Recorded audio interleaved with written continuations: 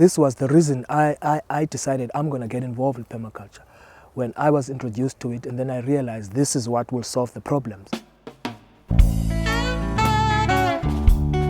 When the Kuru's language excursions visit us, we introduce them to the site, and then we bring them here, we introduce them to the garden and the type of garden specifically that we have over here. It's a permaculture garden.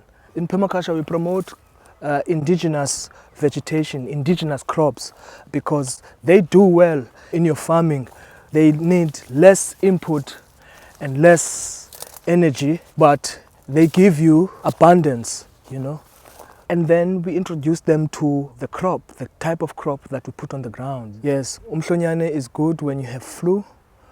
You boil water and you put it in and then you drink it.